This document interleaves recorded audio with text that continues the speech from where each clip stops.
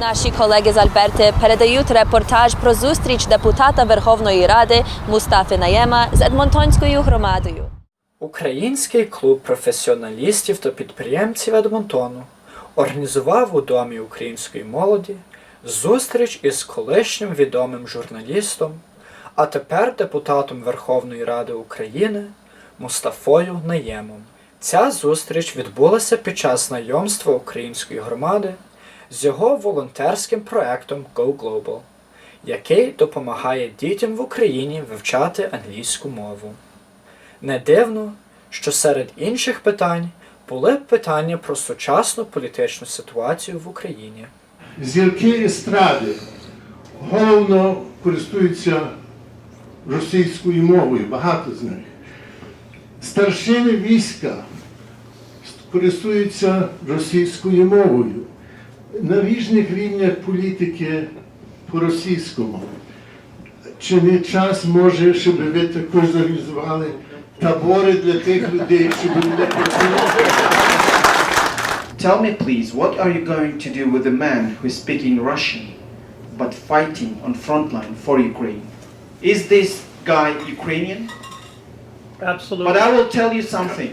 Mr. Yanukovych and Azarov clearly speaking Ukrainian, and they killed our people.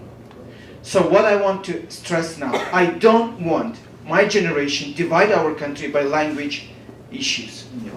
Це правильно, що треба поважати українську мову. Послухайте, я приїхав в Україну, не знаючи взагалі ані російської, ані української мови. Я розмовляю краще українською, ніж багато з наших парламентарів. Не тому, що я когось боюсь, тому що я вважаю, це правильно.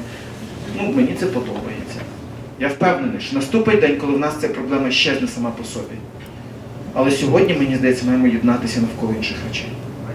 Було запитання про ефективність канадської допомоги для тренування поліції України. Okay, it's great. I mean, I would say that it's great program and great program of support for Ukraine National Police. There were two countries who helped us mostly. It's United States and Canada. And Canada was one of the most successful on trainings and tactics. It is really effective, and why I like it mostly because it is, when we started National Police Reform, the biggest problem was that our policemen were, who don't know, I will describe it, we fired all policemen and we hired new one. I mean, it's only public security block, it's not criminal block, I mean patrol police. It is more than 30,000 people. So you can imagine this for 1 year. And they were removed and replaced by new people who was not experienced at all.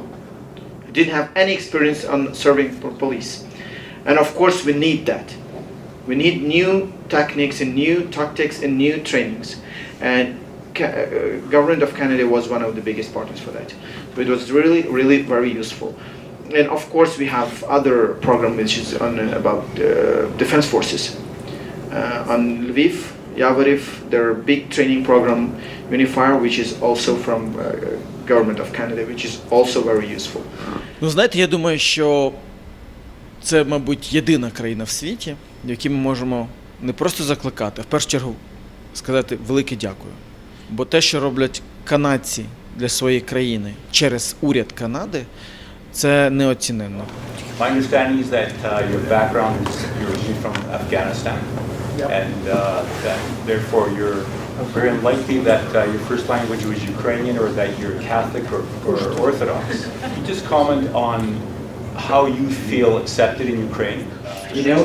Sometimes I feel myself not Ukrainian, more outside in Ukraine than inside Ukraine. Yes, true. Because inside Ukraine, no one asked me that. Believe me, for all my life, I never experienced things like racist or some xenophobia or something like that. But I'm hearing these questions outside Ukraine, all meetings, and every meeting I have. From my perspective, Ukraine is now the most diverse country in Europe, and most tolerant. Мустафа Наєм описав потребу в тому, щоб змінити політичну еліту в Україні. I know that many of you are frustrated, many of you have relatives there. And you know everything about corruption, about our elites, about our politicians. I don't want to describe you all these terrible things about our members of parliament, ministries, police, secret service, prosecutors, etc. But I want to know one thing. All these issues, it is not about country. It is not about people. It's about part of our elites, which used to live this kind of life last 25 years, but they're going to the past. And now all our enemies, they need one thing, that we will be disappointed by country and by people, by our future, and we will say that this is failed state. That is not. Ukraine now is emerging, and we have a lot of young people, many people on the local level, who really, believe me, they are really now can run country. All we need is your support. I'm not saying about voting. Just believe in Ukrainian people of Ukraine. Someday we will give you back these benefits. But today, this is very difficult for us to be inside country, to be inside system, to fight and to feel this resistance of old elites of Soviet Union time and those corrupt oligarchs who are trying, to show the world that that is Ukraine. It is not Ukraine. It is part of Ukraine which is dying, and I hope they will come to our past. The reason Ukraine doesn't want to call the war in Donbass a war is because a country at war is not eligible for IMF funding. No. That's not true. No, it's not true. Okay. When you're coming back about IMF and war, of course not. It's not about IMF. Please don't think about that. It's not true. Why we don't call war as a war? Why didn't do that? And why it is difficult to do it even now? Not because we are not understanding what is going on. Because when you say war, as a politician and as a head of state or head of government, you should understand there is different consequences of this word. Not in the sense of when you're using it in common life, but when you're saying in polity, in geopolicy, it is very, very important word.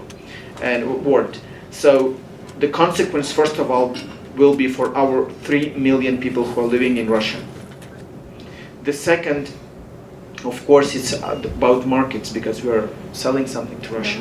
And of course we have problems with the transportation, we have problems with the different issues, but we are very close, are approaching to that. You know that we withdrew all diplomats.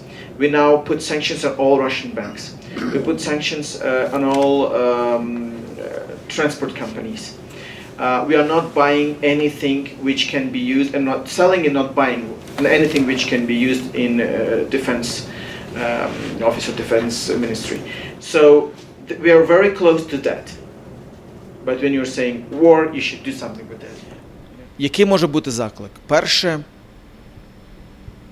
не опускайте рук, не піддавайтесь паніці, не треба розчаруванню, яке у всіх нас є, і всередині тим більше. Не треба цьому давати можливість захоплювати всі наші думки про Україну. В Україні є велике молоде покоління, яке може досягнути, ви не уявляєте собі, яких висот. Все, що потрібно зараз, це не опускати рук і підтримати. Що стосується реформи національної поліції, що стосується нашої армії, що стосується переселенців, що стосується Сходу, що стосується санкцій. Це те, що можуть канадці тут впливати на свій уряд. Ну і, звісно, приїжджайте в Україну. Ваш приїзд, ваші молитви і ваш вклад в Україну, спілкування з українцями, з дітьми в першу чергу, це найбільше, що можемо зараз зробити. Тому заклик буде тільки один – вірте в Україну. От я думаю, що зараз ми більше всього цього потребуємо. Все, що стосується фінансової допомоги, допомоги від уряду, ми це отримуємо зараз. Але головне, щоб зараз вірили в Україну. Мустафа Наєм поділився своїми думками про те, які шанси демократичних сил на наступні президентські та парламентські вибори. I think we're living in a very interesting point of our history when politicians and all-style politicians and the way we imagine them, they're going to our past. Because mostly they were rich, experienced communists, komsomolцы, and etc. I hope next list of candidates will be different. Because, for example, can you imagine that 12 years ago, I was a little boy, we had the same candidates, Poroshenko and Timoshenko. That's true. Something should change. I would say maybe it's first time in our history when I don't feel some apocalyptic emotions or feelings about, or some concerns about this election, because I hope that anyway we will win, because we have parliamentarian election and presidential election. What I'm disturbed about is that we can have very bad choices.